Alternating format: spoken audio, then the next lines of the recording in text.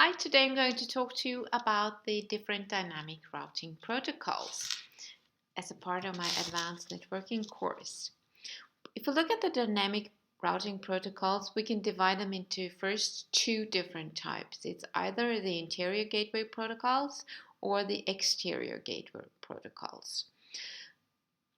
And if we look at the interior gateway protocols, which is a part of this course, then we can divide again into two different types, the distance vector routing protocols and the link state routing protocols. And then again, we can divide them into further two different types again. So we have RIP version 1 and we have RIP version 2. We have IGRP and IEGRP, for instance. But we will have a look at the different types. If we start at the top, we will see that we have the interior gateway protocols, which is something that we use within something called an AS, an autonomous system. This is typically within a company or within a campus or a school or institution or whatever we have. It's a restricted area and it's an area under local administration. And for this purpose, we can use RIP, for instance, we can use IGRP, OSPF, or whatever kind of interior gateway protocol. Then we have the exterior gateway protocol, and this is where we have larger network and we have more than one autonomous system.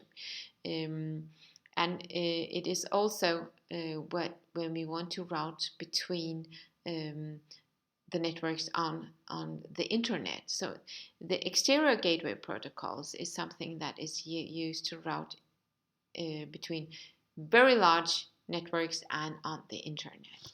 So the focus on this class will be on the interior gateway protocols.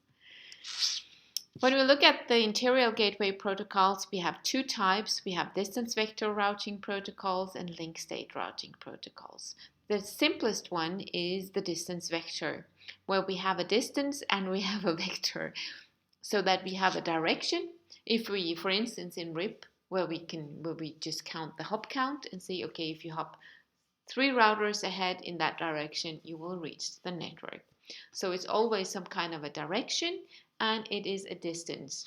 For instance, in hop counts, it could also be the bandwidth, and we can accumulate the bandwidth when we find out how long and how far ahead we have to move to be able to reach the network. We have RIP in two different versions, version 1 and version 2. And then we have IGRP, which is a Cisco proprietary protocol, and we have EIGRP, which is the enhanced version of the IGRP protocol. These are all distance vector protocol. The distance vector protocols typically are simpler in their algorithm, so they utilizes less CPU in the routers, but they utilize typically more of the bandwidth because, for instance, RIP sent out their entire routing table, not only the update, but the entire table every time it sends an update out.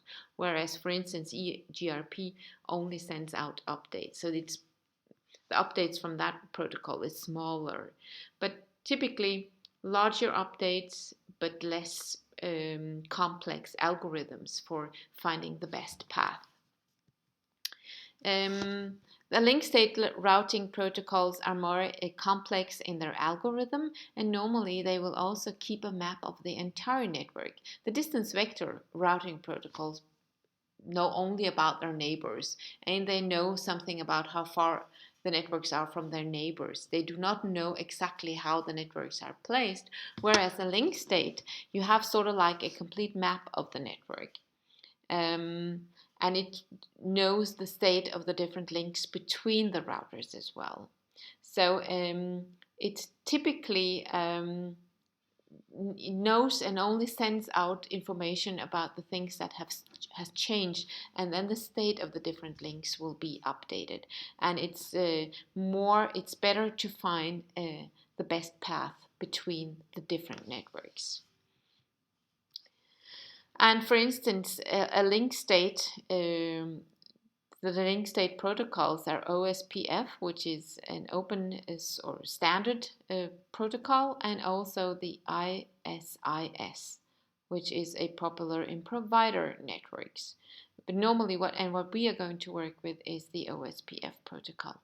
So the OSPF will try to make a link state database first, then it will create a topology database, and by that it will know the entire network and how the networks are interconnected to each other. So it will keep a map, and it uses the Dijkstra algorithm to calculate the shortest path between the different networks. So the algorithm is more complex. When we look at classful and classless routing, there are some very old protocols that does not understand subnetting, which means that it is classful routing. For instance, RIP version 1 and IGRP only understands non-subnetted networks. And of course, we will not use those protocols anymore.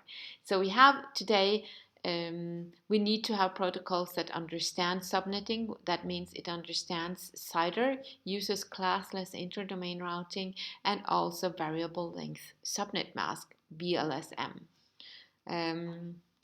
So the protocols that will support that is RIP version 2, IEGRP, OSPF, and ISIS.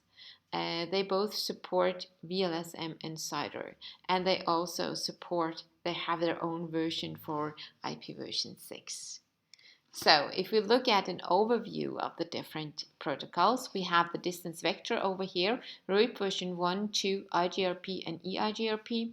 You can see that the older one here, they are all slow in convergence, whereas EIGRP, since it sends out only updates, is faster. The same with OSPF and ISIS.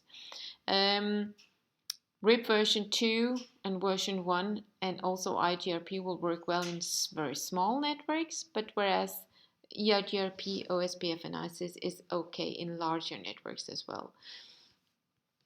Only the three last here also supports VLSM and uses medium or high resource usage in the routers. And they are more complex to set up than RIP and EIGRP.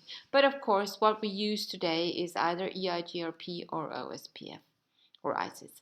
So we use the ones that can manage subnetting and manage VLSM, variable length subnet mask. Yeah, that was an update of the different routing protocols.